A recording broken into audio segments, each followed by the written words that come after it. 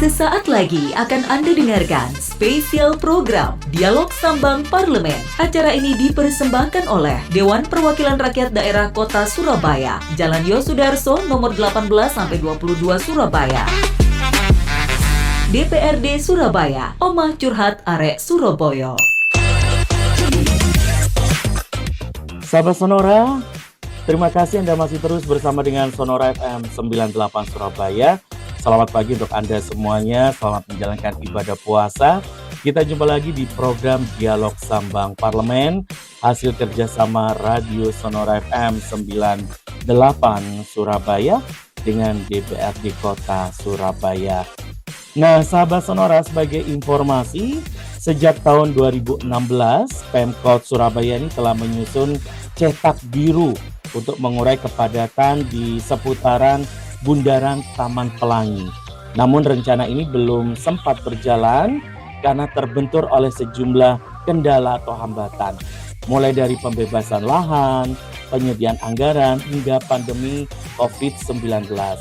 Dari 25 titik kemacetan yang telah teridentifikasi di Kota Pahlawan ini, sahabat Sonora, di tahun anggaran 2024 ini ada 3 titik yang menjadi skala prioritas untuk dikerjakan, yaitu kawasan Taman Pelangi, Jalan Babatan, dan kawasan Radial Road Surabaya Barat. Nah, khusus untuk Taman Pelangi, seperti apa progres pengerjaannya saat ini, permasalahan apa saja yang masih dihadapi, dan bagaimana solusinya, saya Andri Komarudin akan mengajak sahabat Sonora untuk mendengarkan perbincangan kami selama 1 jam ke depan di acara Dialog Sambang Parlemen dengan topik Membedah Taman Pelangi, Solusi Urai Kemacetan di Ahmad Yani. Bersama narasumber kita sapa ada Ibu Aning Ramawati ST. Beliau adalah Wakil Ketua Komisi C DPRD Kota Surabaya dari fraksi Partai Keadilan Sejahtera yang sudah tersambung bersama kita semua via Zoom. Assalamualaikum, selamat pagi Bu Aning. Assalamualaikum warahmatullahi wabarakatuh. Selamat pagi Mas Andre. Puasa lancar Ibu? Alhamdulillah lancar aja ya. Ini yang produktif ini DPRD, banyak kegiatan setiap hari, kegiatan terus. Semangat ya Bu ya? Ya.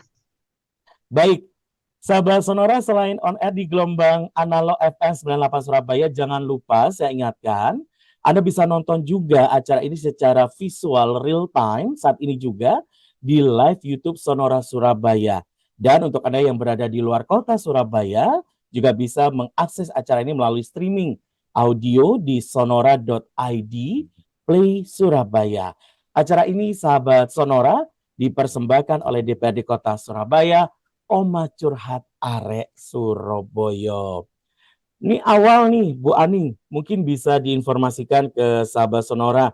Berdasarkan studi yang telah dilakukan, Bu Aning, apa yang menjadi penyebab kemacetan di titik Taman Pelangi nih di Jalan Ahmad Yani, Bu, Surabaya, dan apa yang perlu dilakukan untuk mengatasi kemacetan yang ada di sana ini?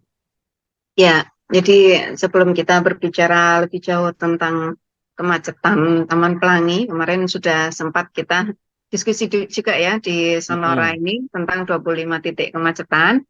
Biar tidak ada salah paham ini Mas Andre, kemarin sempat juga banyak mensalah tafsirkan begitu bahwa pelebaran jalan, kemudian juga pembebasan Taman Pelangi itu satu-satunya upaya untuk menyelesaikan masalah kemacetan. Enggak seperti itu.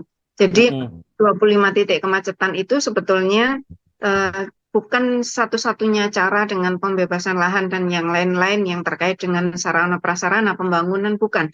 Karena sebetulnya kemacetan yang ada di kota Surabaya ini biar masyarakat paham secara keseluruhan begitu ya, sehingga tidak menyalahartikan bahwa upaya pemerintah kota untuk mengatasi kemacetan itu hanya dengan pembebasan lahan, kemudian pelebaran jalan. Enggak seperti itu. Kita jangan melupakan bahwa kemacetan di kota Surabaya kita atasi dengan banyak cara. Yang pertama, kita anggarkan untuk transportasi publik itu sampai dengan 2029 insya Allah selesai, baik yang fasilitas baik itu terang maupun feeder. Jadi ini merupakan salah satu solusi di samping pembebasan lahan. Kemudian juga nanti akan ada ini ya, SRRL gitu ya. Kalau kita istilahkan sekarang double track gitu ya. Kemudian juga komunikasi antara gerbang Kertasusila, karena kalau siang ini di Surabaya penduduknya dengan malam hari itu berbeda jauh, bisa 50%-nya begitu ya. Di siang hari bisa sampai 4 juta begitu, di malam hari tinggal separuhnya. Nah, ini salah satu penyebab kemacetan yang luar biasa dari luar gitu, dari gerbang Kertosusilo, sehingga di samping kita penyediaan terang feeder, terang itu bis, kemudian feeder itu yang ke pemukiman dan kita tuntaskan nanti sampai 2029. Kita juga komunikasi dengan pemerintah provinsi, kemudian juga pemerintah Kabupaten Sidoarjo dan Gresik. Untuk apa? Untuk bagaimana menyelesaikan yang dari luar Surabaya ke dalam kota Surabaya ini. Nah, kemudian yang ketiga, compact city begitu ya. Kita mendekatkan compact city itu kita mendekatkan seluruh sarana yang bisa diakses oleh pemerintah, oleh masyarakat, sehingga tidak perlu menggunakan mobilitas dengan kendaraan pribadi. Misalnya di Surabaya Barat yang sekarang kita gencarkan ya, itu semua kelengkapan mall pelayanan publik, kemudian mall untuk belanja, kemudian juga seluruh sarana prasarana yang dibutuhkan masyarakat, kita cukupi di situ. Sehingga tadi juga kita komunikasi dengan rencana tata ruang tata wilayah ya Pak Aji, yang dia pakar di sana, sepakat. Bahkan nanti di Surabaya bisa 30 menitan, Mas Andre mau ke pemerintahan kota cukup 30 menit, Mas Andre mau pergi ke mall pelayanan publik yang lainnya cukup 30 menit, mau ke perkuliahan juga cukup 30 menit, 30 menitan itu yang kita upayakan menuju ke sana. Ini sedang kita tata, sekarang sedang membangun RPJPD, rencana pembangunan jangka panjang sampai dengan 2045, termasuk transportasi. Jadi yang perlu saya tegaskan bahwa Taman Pelangi dan 25 titik kemacetan yang lainnya tidak sebatas disolusikan dengan melebarkan jalan, kemudian membebaskan lahan, tidak seperti itu. Kita sudah menyiapkan semuanya. Nah, yang kita hadapi sekarang di Taman Pelangi, itu salah satu yang ada di Simpang Dolok, gitu ya, Simpang Dolok. Dan sebelum ke Taman Pelangi, kita juga menganggarkan ini di catatan saya, Banggar, ada 512 juta atau 513 juta ya pemasangan blok rel. Jadi kan di situ kalau tadi ditanya Mas Andri penyebab kemacetannya, salah satunya adalah adanya ini ya simpang sebidang kereta api yang itu saya kalau di situ stres banget gitu ya. Karena kalau sudah mendekati jam pulang kerja itu bisa 1 jam gitu, tidak bisa sampai ke tujuan begitu, mau wawancara jadi terlambat dan yang lain-lain ya. Perlintasan sebidang di situ, makanya ada anggaran 513 juta ya, 513 juta yang kita gelontorkan di tahun 2024 terkait dengan perlintasan sebidang ini, sehingga masyarakat nanti menjadi lebih nyaman, lebih enak, tidak terkendala dengan adanya blok rel yang dipasang di sana.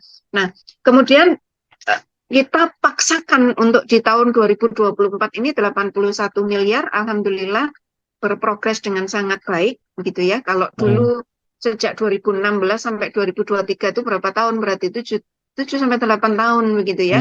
Ini kita di Komisi C tidak membiarkan begitu, tidak membiarkan ini tersendat. Jadi kita panggil terus begitu ya, kita komunikasikan progresnya sampai di mana.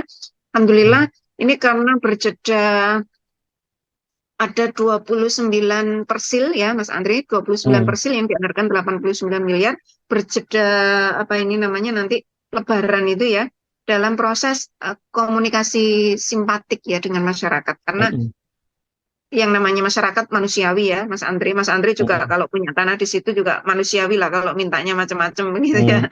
Ada yang minta 5 kali NJOP begitu ya. Ada yang dia sudah pakai tanahnya ada di situ yang jadi 29 persil ini macam-macam. Ada yang sengketa dengan ahli waris, kemudian jadi sudah didatangi semuanya, sudah dilakukan proses komunikasi, akhirnya kita minta dipetakan mana yang ada sengketa, mana yang tidak ada sengketa termasuk sengketa ahli waris, sengketa kepemilikan, kemudian juga ada yang menempati di atas persilnya pemerintah provinsi begitu ya, yang itu tanah milik negara yang tentunya kita tidak berani juga untuk memberikan ganti rugi. Nah, itu kita sudah petakan dan insya Allah nanti setelah Lebaran itu secara personal persuasif kita tindak lanjuti, pemerintah kota akan menindaklanjuti lagi. Ini yang kita kawal sampai kita pastikan nanti setelah Lebaran itu kita panggil juga beserta seluruh timeline-nya karena juga timeline ini penting sekali biar tidak ada lagi kemoloran-kemoloran yang tidak sesuai dengan rencana yang sudah penganggaran yang sudah kita tetapkan di tahun 2024 seperti itu. Terkait pembebasan tanah ini belum ada kata sepakat ya Mas ya Ibu antara Pemkot dengan warga. Ya, jadi memang salah satu permasalahan kenapa dulu tersendat tidak ada kata sepakat, tidak ada kata sepakat ya mintanya lebih tinggi dan yang lain-lain. Tapi kita minta Pemkot tetap karena ada beberapa versi ya ketika mungkin dari DPRD ketemu dengan masyarakat itu masyarakat sebetulnya sudah mau menerima. Jadi ada beberapa versi yang memang di situ simpang siur, makanya kita putuskan nanti kita panggil. Cuman pada saat sekarang ini secara progres masyarakat kita melihat data dari pemerintah kota sudah dipetakan dan masyarakat minta yang tidak sesuai dengan appraisal. Itu yang kondisi yang ada saat ini sehingga kita juga minta pemerintah kota menyiapkan plan terburuk ketika nanti masyarakat menolak hasil appraisal dan tidak menginginkan harga hasil appraisal seperti itu. Baik, banyak pemahaman di warga terkait pembebasan lahan ini bahwa angka 5 kali lipat NJOP yang mereka tawarkan ini masih masuk akal karena ada kekhawatiran mereka ini posisinya sekarang udah di tengah kota, gitu kan? Kalau uang itu nanti didapatkan lagi, belum tentu bisa beli tanah di tengah kota lagi. Dan mereka khawatir akan mendapatkan pemukiman di daerah pinggiran. Bagaimana teman-teman Komisi C menanggapi fenomena yang sedang blunder di warga ini? Iya, jadi begini. Yang kita pahami secara aturan selama ini ketika itu sudah melalui proses appraisal, tentunya appraisal ini juga sudah berdasarkan segala ketentuan peraturan yang berlaku, gitu ya. Sudah dipertimbangkan dengan masak, sudah dipertimbangkan dengan benar, begitu ya. Makanya pemerintah kota tidak semena-mena melakukan tindak lanjut yang sebetulnya bisa saja ya dilakukan karena tanah itu tanah negara, Kemudian secara RDTRK, kemudian secara rencana tata ruang, secara zonasi, di situ tidak boleh didirikan bangunan ya. Itu memang dipakai untuk ruang terbuka hijau, gitu kan?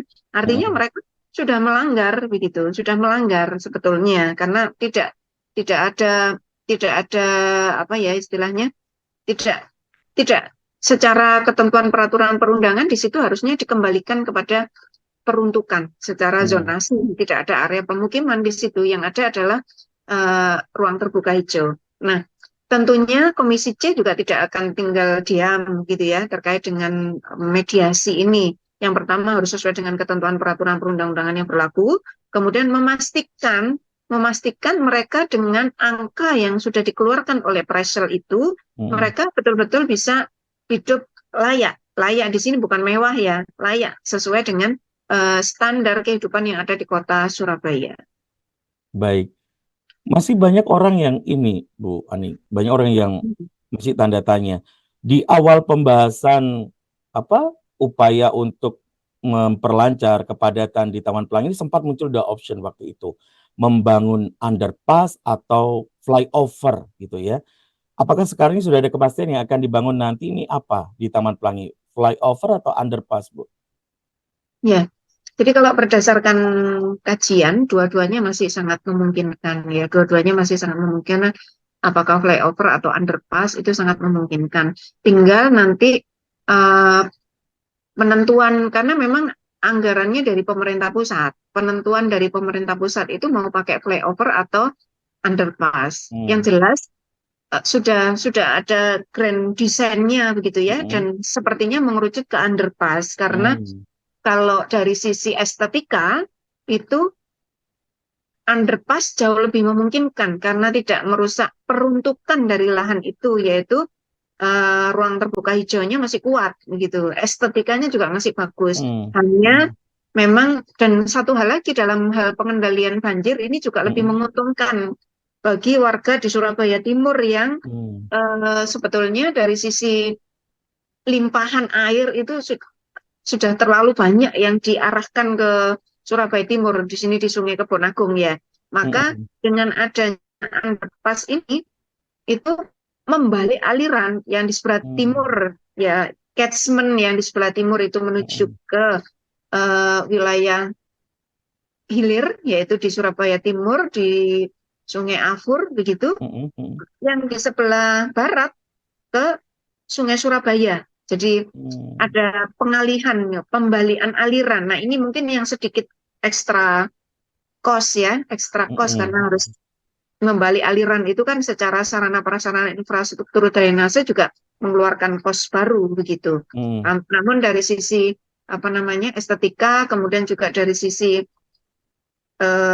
apa namanya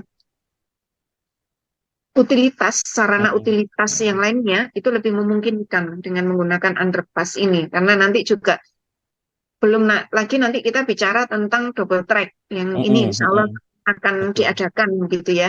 Jadi memang antara underpass dengan flyover ini, kenapa kemarin wali kota menyampaikan lebih memilih ke underpass gitu Mm. ya, karena tadi secara estetika, kemudian juga secara pengaturan utilitas, kemudian juga pengaturan debit air yang menuju ke hilir untuk Sungai Apur, itu juga lebih memungkinkan dengan menggunakan underpass seperti itu. Mm. Jadi udah fix underpass ya Bu ya? Tinggal menunggu dari kementerian. Karena begini, kemarin dari DSDA BM Mm. itu pada waktu 2022, kenapa kita menganggarkan di tahun 2023, Mm. anggaran dari Kementerian Pusat itu sebetulnya sudah ada, Mm. siap untuk 2023 ya, akhir 2024 siap untuk dibangun. Jadi Mm. pada waktu kita menganggarkan pada pembahasan 2023, Mm. untuk anggaran 2024, hasil komunikasi antara DSDA BM dengan eh, Kementerian Mm. PUPR itu anggaran sudah ada di tahun 2024 Mm. akhir, sehingga pokoknya kita harus mencari anggaran 81 miliar ini. Jadi kemarin Oke. Komisi C pada waktu pembahasan APBD 2024 itu eh, menambahkan pada waktu pembahasan antara Banggar dengan komisi itu sampai 400 miliar, Mas. Rekor ini kita Komisi Oke. C ini. Karena Mm. kita ingin Surabaya Barat terkait dengan banjir itu selesai, Mm. 200 miliar. Kemudian kita menginginkan eh, Taman Pelangi ini juga segera dibangun karena Mm. informasi dari DSDBM hasil komunikasi dengan kementerian itu sudah ready Mm. 2024. Nah, namun ternyata di 2024 ini komunikasi intensif antara pemerintah Kota Surabaya dengan kementerian sepertinya harus diajukan lagi untuk tahun Mm. 2025 begitu. Sehingga kita Komisi C mendesak pemerintah kota harus selesai pengadaan pembebasan lahan sehingga tidak mundur-mundur lagi begitu. Mm. Dan kita kawal betul, tadi kita komunikasi dengan DPR KPP, kita minta timeline-nya, kemudian juga kita minta apa namanya proses-proses untuk pembebasan lahan itu disegerakan. Mm. Seperti itu. Target pembebasan lahan bulan apa sih Bu di tahun ini? Nah, jadi begini, karena kita melihat peta profiling dari 29 persil yang masuk itu ada beberapa sengketa yang Mm. tidak mudah diselesaikan, terutama jadi alternatif terakhir kan konsinyasi, Mas, ini. Yeah.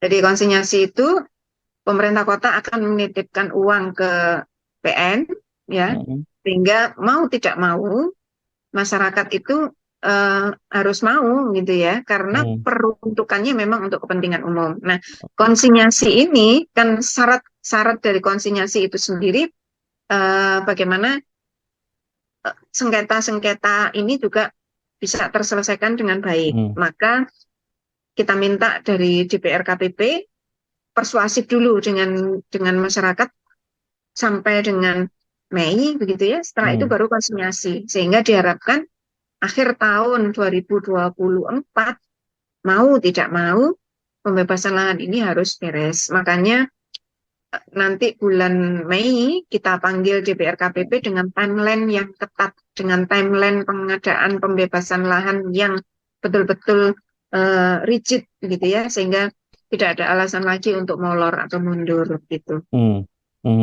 Baik, dipastikan proyek Taman Pelangi ini tidak ada pelebaran jalan ya Bu ya?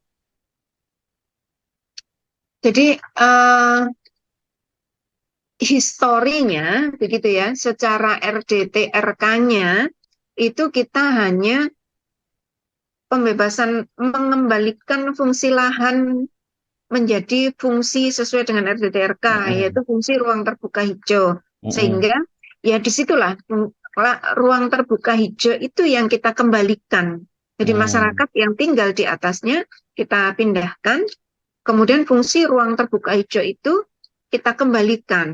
Nah, underpass, makanya tadi lebih menguat ke underpass, itu diharapkan tidak merubah fungsi dari ruang terbuka hijau, sehingga betul-betul estetikanya terjaga.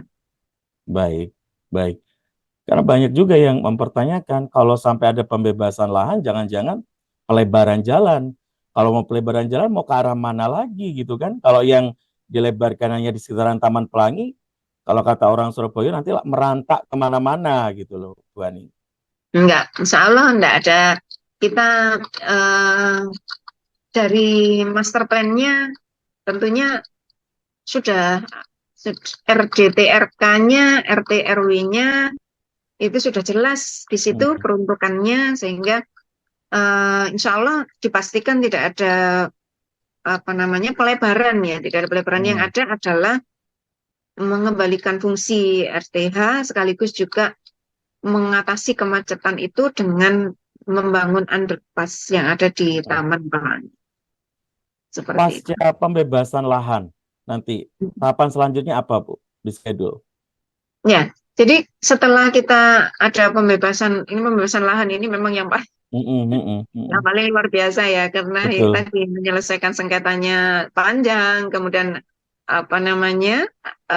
persuasifnya juga panjang, kemudian juga setelah itu eksekusi dari PN ketika konsinyasi kita ambil. Jadi langkah terakhir kan konsinyasi, eksekusi dari PN ini juga membutuhkan waktu. Nah, setelah eksekusi dari PN ini selesai, maka kita juga tidak meninggalkan begitu saja ya. Dari teman-teman yang dipindahkan kita pastikan memang betul-betul bisa layak gitu ya, bisa layak. Kemudian juga tidak ada permasalahan lagi dengan pemerintah kota. Kemudian baru setelah itu masuk kepada tahapan uji publik terkait dengan rencana pembangunan flyover atau underpass yang ada di Taman Pelangi ini. Berikutnya juga tadi pengalian drainase, sistem drainase membalik arah begitu ya. Kemudian juga terakhir begitu, bagaimana komunikasi melanjutkan. Ini juga terus dilanjutkan ya, komunikasi dengan Kementerian Perhubungan, baru setelah pembebasan lahan baru langsung ke pembangunan terkait dengan anggaran 200 miliar yang 200 sampai dengan 300 ya kemarin dihitung itu dari Kementerian Pusat untuk proses pembangunan underpass atau flyover. Berarti target selesainya kapan dong? 2024 ini kita selesaikan pembebasan lahan, 2025 insya Allah kita targetkan pembangunan terkait dengan flyover atau underpass ini bisa selesai. Baik. Sahabat Sonora, selain mengurai kemacetan, sebenarnya apa menjadi manfaat signifikan pembangunan underpass Taman Pelangi ini yang bisa langsung dirasakan oleh masyarakat? Apakah semata-matanya RTH? Apakah juga akan ada imbasnya pada aspek roda perekonomian rakyat? Jangan dijawab dulu Bu Aning, kita harus break dulu ya. Sahabat Sonora, sekali lagi tetaplah bersama kami di spesial program Dialog Sambang Parlemen. Kita akan kembali lagi setelah yang satu ini. Radio Sonora.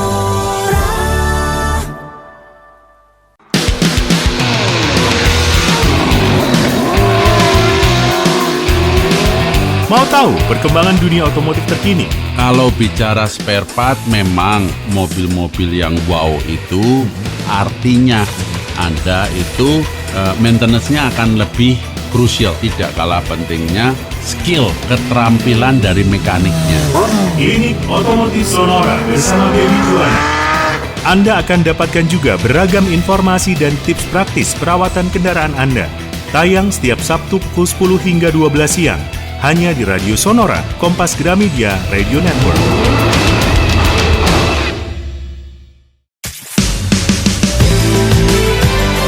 Radio Sonora.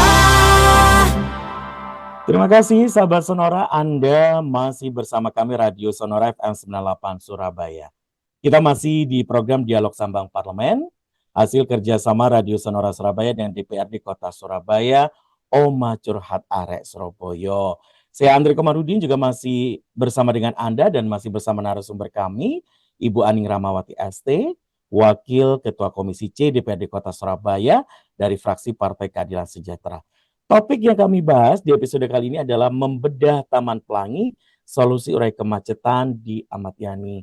Tadi sebelum commercial break saya sempat tanya Bu, sepertinya terkesannya apa cuma RTH saja atau memang ada dampak signifikan yang diharapkan dari proyek penguraian kemacetan di Taman Pelangi ini khususnya untuk mendongkrak aspek ekonomi warga Surabaya dan Sidoarjo. Monggo Bu Aning. Ya, jadi ini yang perlu kita buka mindset begitu ya, bahwa sebetulnya ketika pemerintah melakukan proses pembangunan infrastruktur, baik itu infrastruktur jalan maupun menyiapkan infrastruktur transportasi, kemudian juga pembangunan infrastruktur untuk mengurai kemacetan, itu berpikirnya ngabisin duit, gitu ya, ngabisin duit karena besar nilainya, gitu ya, 200 miliar. Padahal kemudian juga hanya untuk mengurai kemacetan saja, begitu ya. Yang penting masyarakat tidak macet. Namun jangan salah bahwa PDRB Kota Surabaya, pertumbuhan ekonomi terbesar itu PDRB-nya dihasilkan dari perdagangan dan jasa. Nah, bagaimanapun juga kalau kita berpikir tentang perdagangan dan jasa, maka mobilitas ini nomor satu.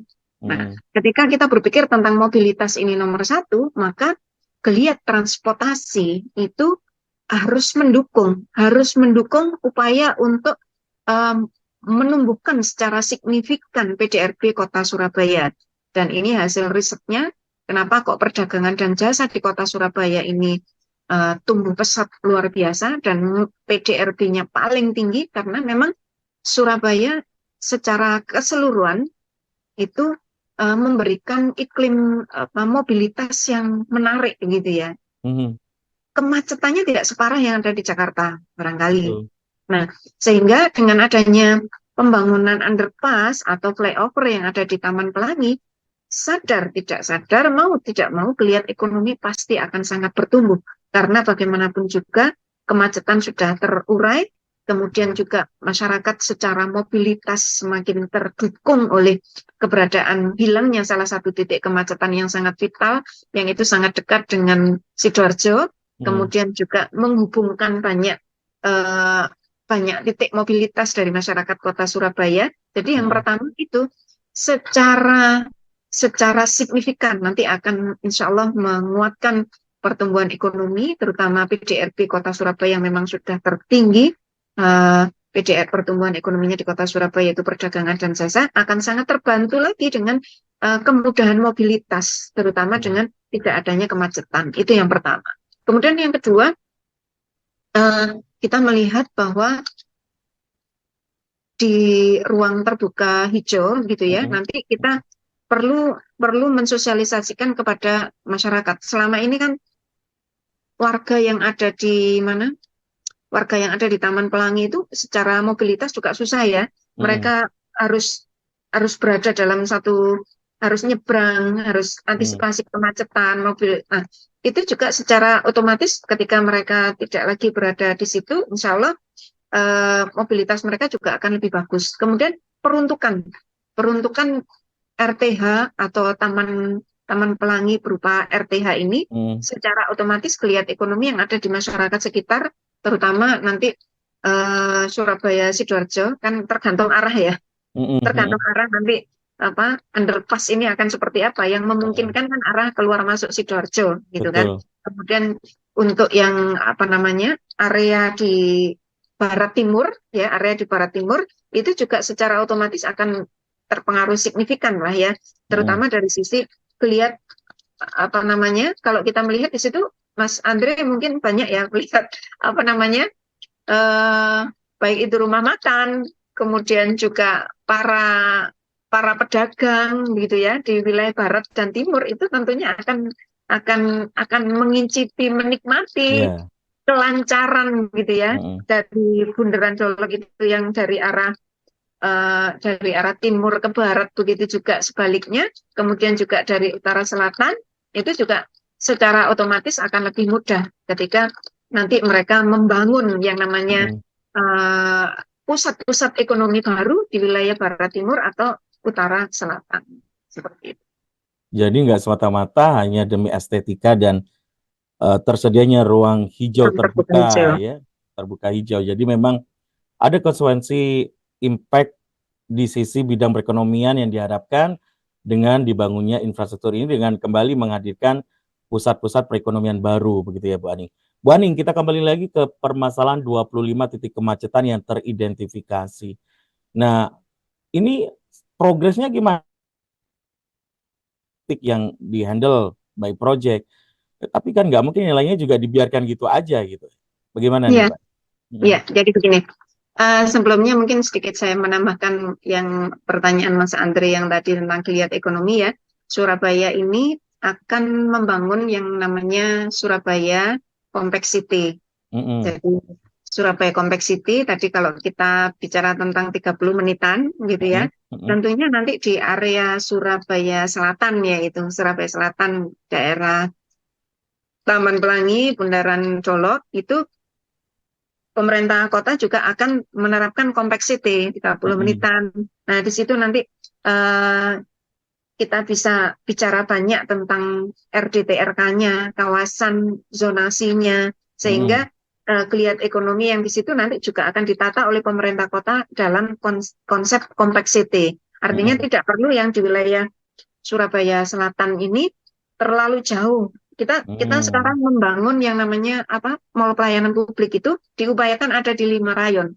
Sekarang kan masih di Seola dan kita bangun lagi di TIJ, Terminal Intermodal Joyoboyo, kemudian nanti di Surabaya Barat. Nah, ini ke depannya juga baik itu Surabaya Timur maupun Surabaya Selatan juga akan ada Compact City ini. Jadi secara tata ruang itu insya Allah Bundaran Dolok ini, Taman Pelangi ini akan mendukung ke arah Compact City tadi, memudahkan masyarakat untuk tidak perlu jauh-jauh, semuanya ada di area Surabaya Selatan. Nah, kemudian progres terkait dengan 25 titik kemacetan, gitu ya. Yang pertama yang sudah sangat kita nikmati perjuangan kita bersama ya, di Simpang 5 Kepote itu sekarang sudah seperti surganya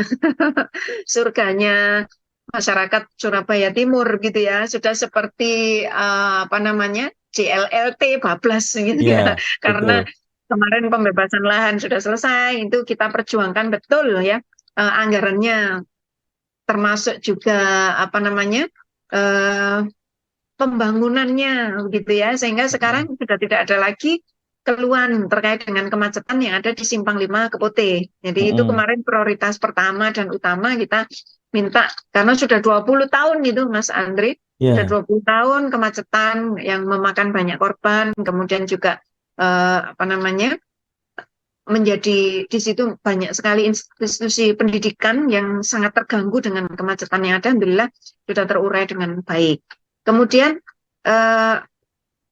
radial road ya, radial road dan CLLB itu juga sudah hampir selesai. Anggarannya kita pastikan selesai di tahun 2024 dan 2025. Kemarin multi-use ya, sehingga insya Allah nanti Kompleks CT di area Surabaya Barat itu akan menjadi pilot project pertama dari geliat ekonomi yang ada di Surabaya Barat. Kemudian juga masih di Surabaya Barat karena memang Surabaya Barat ini agak tertinggal gitu ya dari banyak. Dari sistem drainasenya juga satu-satunya yang belum mempunyai sistem yang drainase yang bersistem itu Surabaya Barat. Makanya kemarin kita betul-betul tidak mau 200 miliar di Surabaya Barat itu dicoret, meskipun bukan dapil saya, Mas Andri. Oke. Jadi kita anggarkan betul 200 miliar di sana. Nah, termasuk itu dalam rangka menggeliatkan kompleks CT yang ada di wilayah Surabaya Barat. Kemudian Babatan.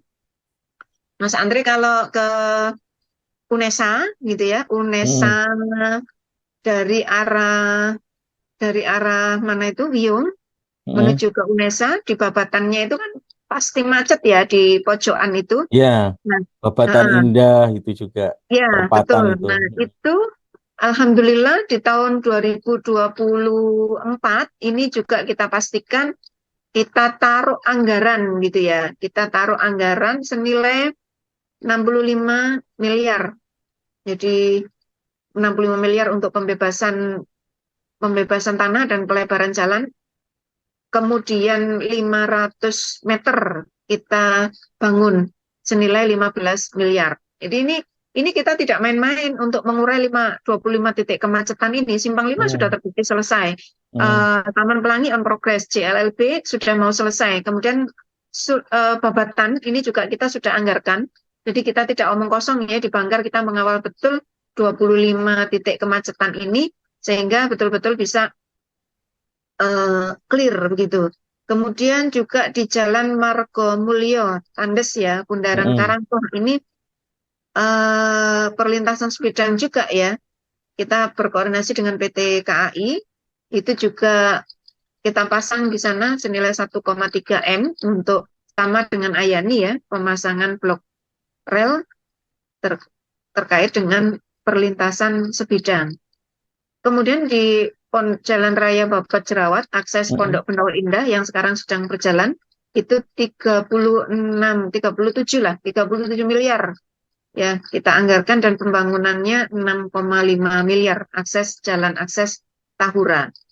Kemudian juga di Raya Benowo, lebar 45 meter, ini kita juga anggarkan 15 miliar pelebaran Jalan Raya Benowo. Kemudian pengadaan tanahnya 46 miliar. Jadi lebih banyak kita berbicara Surabaya Barat terkait dengan pelebaran, pembebasan jalan. Namun kembali lagi biar tidak salah tafsir, jangan dianggap ini adalah satu-satunya solusi untuk kemacetan.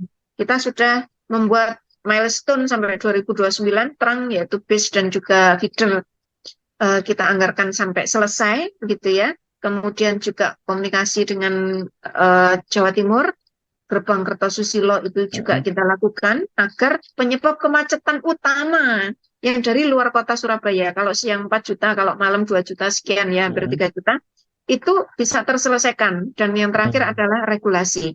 Jadi sekali lagi 25 titik kemacetan ini betul-betul kita kawal, tidak hanya semata pembebasan lahan dan pelebaran jalan, tapi ini adalah salah satu upaya gitu ya, salah satu upaya untuk menyelesaikan dari sisi sarana prasarana fisik di samping sarana prasarana transportasi yang lainnya. Seperti itu Mas Andri. Ada kekhawatiran Bu di masyarakat ya. Ini kan masa kerja Pak Wali Kota kan hanya tinggal sekian waktu gitu kan. Peralihan tampuk kepemimpinan, andai kata Pak Wali Kota nanti tidak terpilih menjadi Wali Kota, bagaimana dengan nasib-nasib rencana-rencana 25 titik kemacetan ini? Apakah bisa masih dijalankan oleh pemimpin yang baru? Iya, jadi kita berpatokannya pada RPJMD ya, RPJMD 5 tahunan yang itu membahas dibahas antara pemerintah kota dan apa namanya DPRD Kota Surabaya dalam bentuk perda. Nah, semua yang apa saya sampaikan tadi ada di dalam perda yang sudah diselesaikan oleh pansus Perda RPJMD. Nah, kalau masa kepemimpinan Wali Kota Surabaya itu selesai di tahun 2024, maka RPJMD ini 2021-2026. Nah, untuk RPJPD ini kesinambungannya juga kita jaga. RPJPD ini 2024 sampai dengan 2045. Nah, ini kita tidak tergantung kepada wali kota gitu ya, karena semuanya sudah terangkum. RPJMD itu mendasarkan kepada RPJMN, RPJPD, kemudian juga tidak lepas dari visi misi wali kota. Jadi ketika wali kotanya sudah tidak ada, maka ini masih bisa terakomodir di RPJMD yang harus kita selesaikan. Seperti itu, Mas Andri. Bu, pelibatan masyarakat dalam penguraian 25 titik kemacetan ini, saya yakin tidak hanya masalah pembebasan lahan saja. Bentuk-bentuk pelibatan masyarakat dalam mega proyek ini apa aja, Bu?